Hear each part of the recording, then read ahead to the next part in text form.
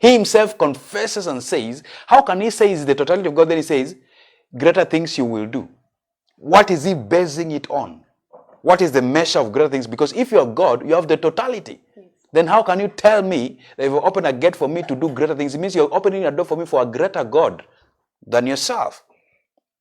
So he's telling you that I'm restricted to a particular facet and my real search is this way. But when these things are open, you can open greater spectrum. So the facet of God you display may be greater than the facet that I'm permitted to display.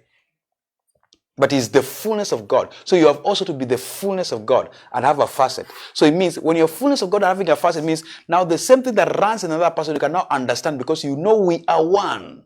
But you're deployed to do different things. That's why, because you've not understood that, that's why we clash. So probably we should also... Because another person, we are different. We should also redefine maybe the entrance of the gospel. Yes. The definition of the gospel. Yeah. To show how it gathers, it brings people from different facets and different places. Yes.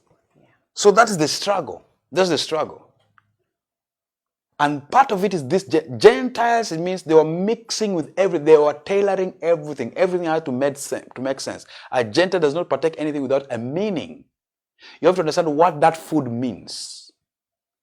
What this insect means. And how it intertwines. How you balance this and this and this. So the same spirit is in this is the same spirit in this. So it means it becomes a communion. So everything that exists has entered communion. You cannot tell a Gentile you need to separate this and this. You cannot. A Gentile says it has a purpose. So I must pursue the divine spark from within it and understand the scroll. And then I will tie this to this. So in that, to a Gentile, a tree is involved in part of your security. A believer, what does it say? Stop that. That is idol worship. You see, Jesus, you see, no, just Holy Spirit. What is Holy Spirit? Do people really even know the Holy Spirit they're talking about? No, you're looking at the stars, the moon, and whatever. No, just Holy Spirit.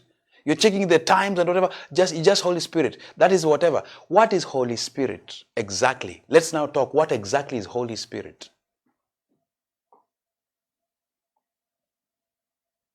Who is this Holy Spirit that does not understand design of existence and is supposed to sound in everything to be in tandem of communion of worship in soundness? That's what's called fellowship of all things. That I may feel all things. That's how the glory of God covers the earth as the waters cover the sea. Because when you say the glory of God, anything that is touched, the glory of God now ceases to be just a low item. Where the glory of God is, that is God. So in that day, even the tree is God, the insect is God. So as a man, you honor including the insect and elevate it to your status and come into communion. So you can also assign this insect and say, your purpose, you shall guard this house. What do witches do that? Yes. Yeah, to a witch, a tree is not just a tree.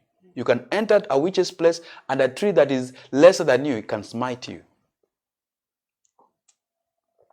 Until today, believers are subjected to cats that are being used by witches.